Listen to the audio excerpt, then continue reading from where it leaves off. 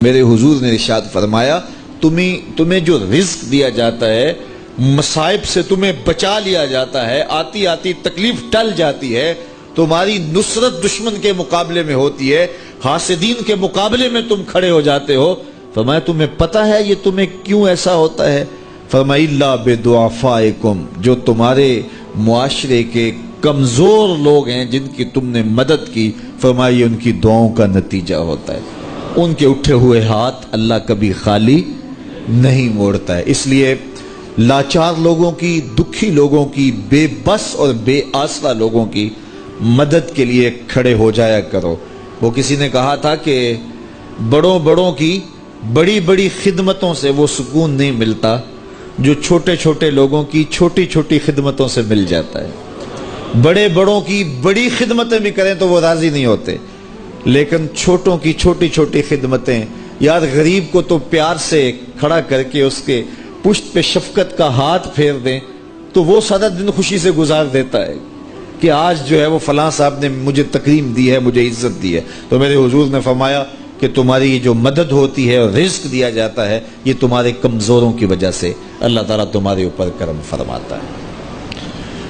اچھا، ایک اور ذریعہ رزق کے اضافے کا حضرت عبداللہ ابن مسعود رضی اللہ تعالی عنہ کی مرویات سے۔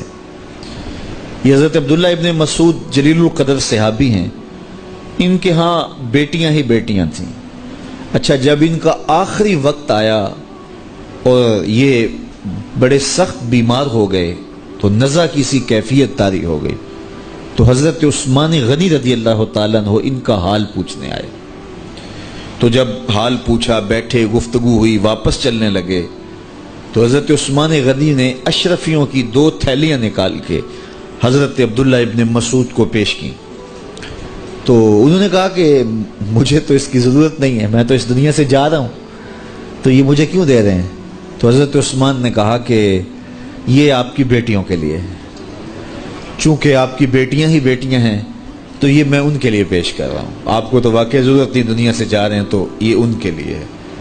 تو حضرت عبداللہ ابن مسعود نے پھر تھیلیاں موڑتے ہوئے کہا کہ میری بیٹیوں کو اس کی ضرورت نہیں ہے، اس لیے کہ میرے حضور نے فرمایا تھا کہ جس کے پاس سورہ واقعہ ہو اس کو غربت تنگ نہیں کر سکتی، تو میری بیٹیاں رات کو سونے سے قبل 1 مرتبہ سورہ واقعہ ضرور پڑھتی ہیں، اس لیے تم میری بیٹیوں کے بارے پریشان نہیں ہونا، اللہ کے فضل سے انہیں غربت تنگ نہیں کرے گی، ان کے پاس سورہ واقعہ جو موجود ہے، تو یہ کسی ایسے ضرورت مند کو دو جس کے پاس سورہ واقعہ نہیں ہے۔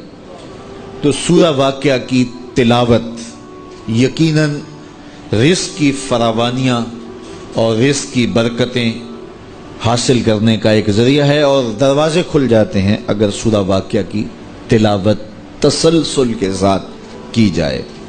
اس لیے اپنے معمولات میں سورہ واقعہ کو شامل کر لیجئے گا، اس کی برکات سے انشاءاللہ رزق کی فراوانیاں نصیب ہوتی ہیں۔ جب کوئی دکھیے کے کام آتا ہے اور اس کی اعانت کرتا ہے تو پھر وہ راضی ہو جاتے ہیں۔